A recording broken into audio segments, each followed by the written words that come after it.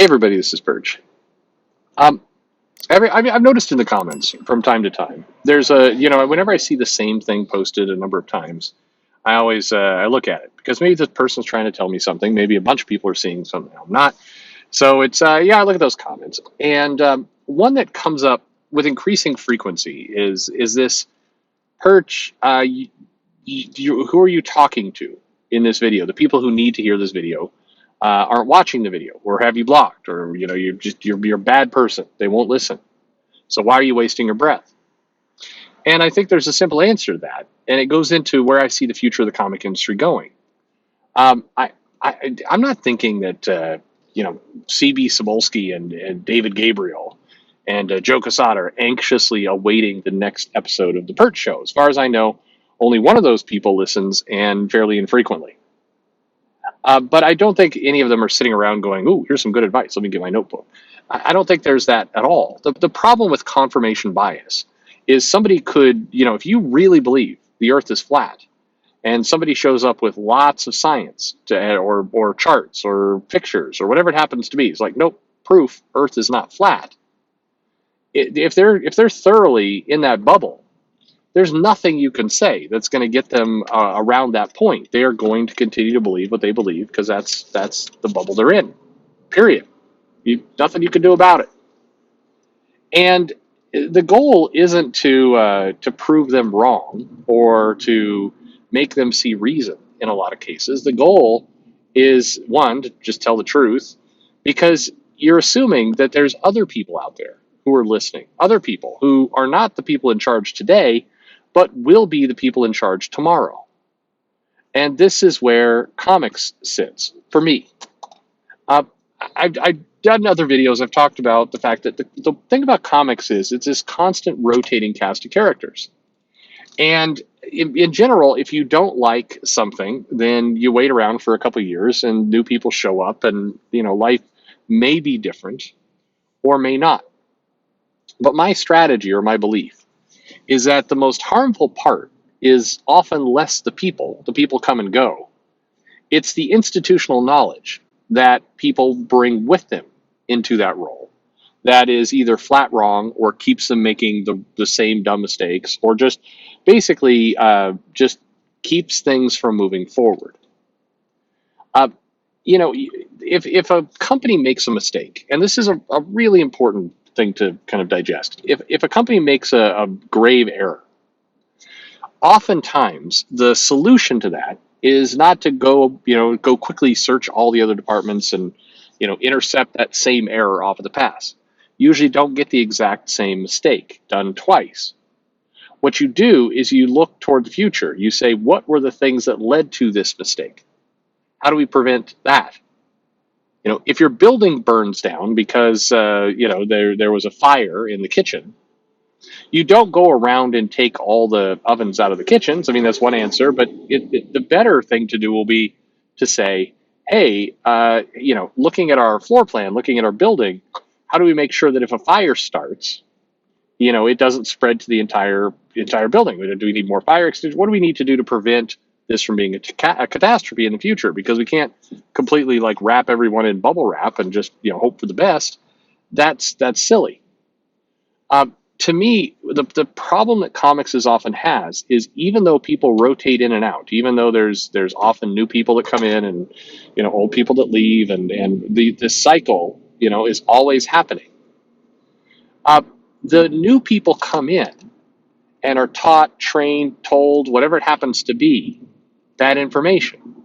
They're given data, they're given instructions that are destined to sabotage their career, sabotage comics, basically keep things from evolving, keep things from moving forward. So in a lot of cases, when I do these videos, when I give these suggestions, when I talk about what it means, from a retailer perspective, from a customer perspective, here's some things to think about. My goal is not to educate the people currently in charge, because in many cases they're not going to learn. People tend to not change.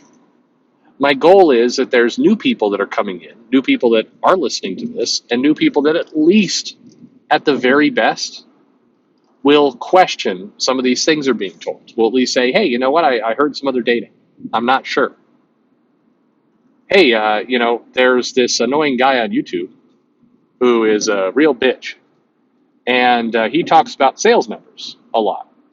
And then people clown on my book for sales numbers. And something I would like? I would like to know those sales numbers so I'm armed so I can spike these people who come and they tell me things that they tell me more about my book than I know. That's what I'm hoping for. I'm hoping to just insert a few little things into people's minds so they start asking questions so that tomorrow the world is better than today. That's a low bar. I mean, well, I don't know about a low bar, but I mean, this isn't the way to, by the way, fix the industry. And I don't think my channel is fixing the industry either. Just to be clear, I think that there's a lot of improvements and a lot of changes and a lot of things people should look at. And I say this from if you're in tech, if you're in pharma, if you're in any of these industries, you're always looking to the future. You're always, have an eye toward what's going to make my company better off, what's going to make me better off inside that company. How am I supposed to, how am I supposed to tackle this? Who's a competitor that's going to take away the advantage that I currently have? How do I get there first? How do I change market scenarios so that this can happen? That's how most normal industries work. Comics does not. There's very little of that thinking. That kind of conversation is often deemed, gross, not my problem. I mean, there's a lot of reasons why why the entire contractor, freelancer, independent, creator kind of model is broken. I've talked before that comic companies, particularly if they have any reasonable strength, and that would start with Marvel and DC, they should offer stock to freelancers. They absolutely must. If you are Donnie Cates right now and you're working at Marvel, and you've got Thor, and you've got Hulk, what's your incentive for those to be top-selling books? I mean, in theory, maybe your page rate will go up in the future. In theory, it will help you negotiate something else. But if you're Marvel, you should give Donnie stock in Disney, and you should say every time you sell a title over 100,000 copies, you get a little bit of stock. And by the way, you have to share it with whoever your artist is, and it's going to create a bunch of people who are going to want to work on the book with you, or you're going to want to stay on the book longer. You're going to be incentivized to tell bigger stories because you're not going to want this gravy train to end. That would be healthy. Now, there's a whole lot of legal issues. There's legal issues with giving contractors and freelancers stock. There's granted, it would have to be put together in a certain way. Half the creators getting stock wouldn't know what to do with it or complain about capitalism. I mean, there's lots of problems here, but it's worth thinking about. I hope that the business of tomorrow tries some of these techniques. I hope that the creators of tomorrow look at some of this stuff and go, maybe there's other ways to get paid. It is very frustrating to talk to someone, and that's I love I would name names. I love talking to Ben Templesmith. He's a good guy. He's very curious. He wants to know more. He wants to grow. He wants to evolve. He's a great guy. Easy to talk to, but also just pleasant. I mean, just intelligent, curious. These are good things. I like talking to Sean for the same reason. There's a guy who's incredibly curious. He's very interested to know what's going on. I had a very good conversation with Kevin McGuire, where he's asking questions. I want creators of tomorrow to ask questions. I want editors who are hoping to get into Marvel and everything else to think about what they're doing, to find better ways to arm themselves, to do better books, to have a bigger career. I want, if there's one thing I want to dismantle in comics, and I know it's not the thing that many of you listening right now wants to dismantle, it's that institutional knowledge. It's the tribal information that gets shared that is just blatantly wrong. It's these legendary artists are no longer relevant because it wouldn't work.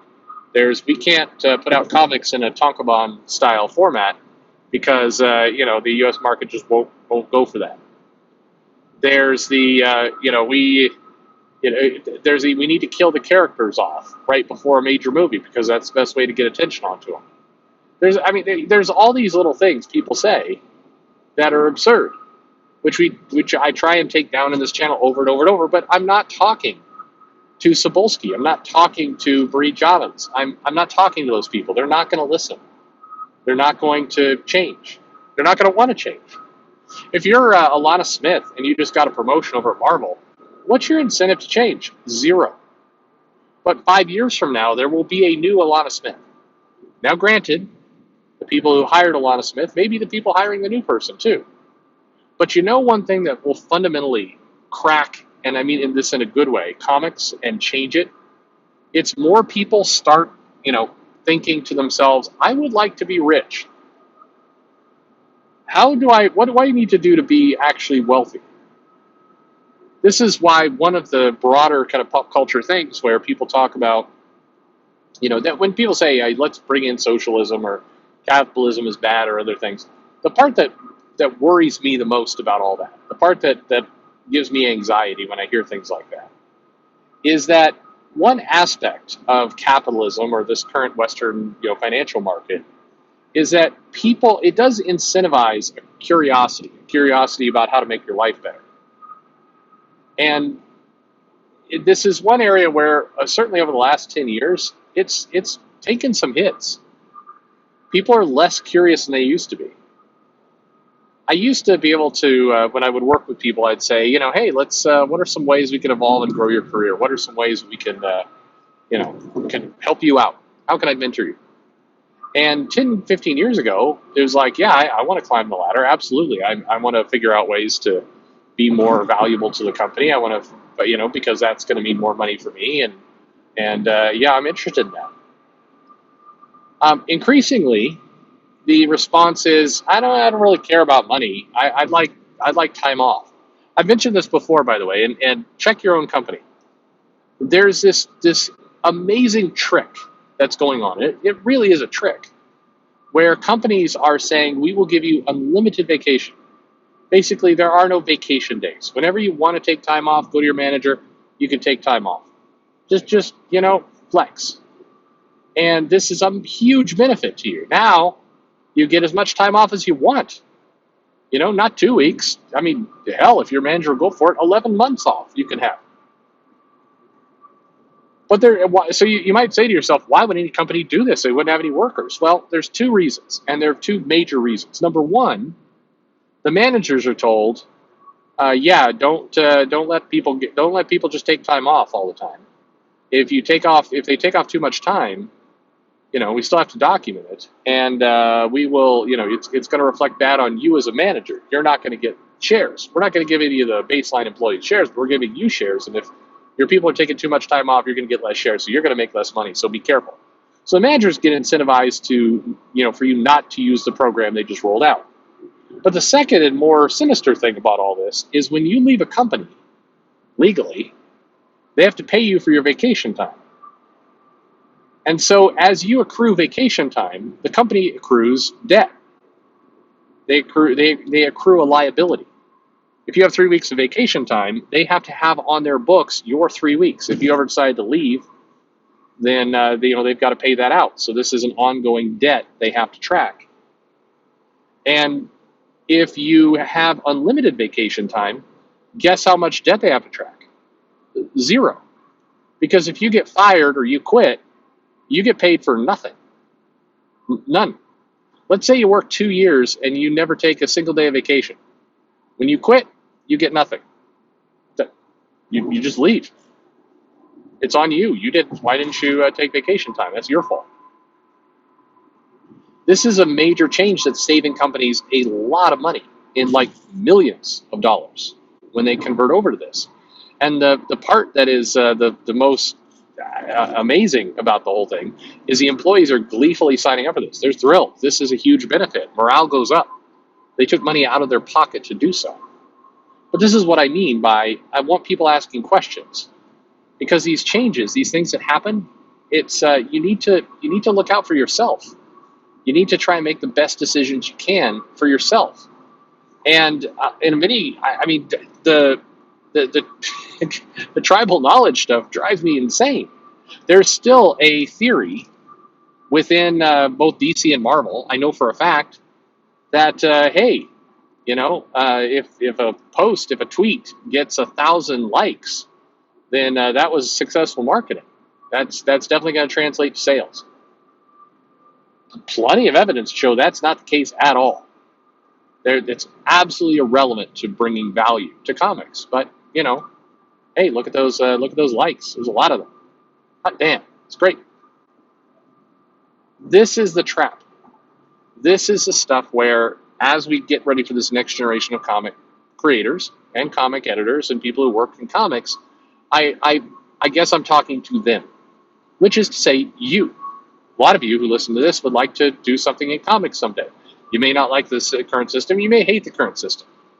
But if you get into it, go into it smarter. Go into it asking questions. Be disruptive. Change things. Yes, you're going to be hired by the same people in many cases who've been hiring people before. But if some of these ideas start getting knocked down, change can actually happen pretty quickly. We've seen it before. We'll see it again. So I get it. You don't need to tell me in the comments like, oh, Heather Antos is not listening to this channel, and she's the one who would benefit from this, and she's not listening to this, so why are you bothering? Who cares what Heather Antos listens to? I mean, in all honesty, like seriously, who cares? Heather Antos is a editor at IDW, managing Star Trek right now? Like, that the relevance there to comics is not zero, but it's less than 1%. Like who cares? That's irrelevancy. And maybe hell, who knows? Maybe she works her way back into Marvel. I don't think that's going to happen. But let's say she gets back into Marvel somehow. I mean, these people are. It's what is it? Past their prime? Is that the best way to look at it? Probably. Antos is past her prime. Like way past. There's no point to educating her. I mean, if she can find it or not, and I hope she does. I hope she figures things out. Great. But the next breed, the next generation of people are coming in, and I want them to be more curious, more questioning, more thoughtful than the generation before them. That's what any teacher, I think, wants. That's what any dad wants. I think I've just identified myself as dad teacher, so that's super. Anyway, that's why. So thanks for listening.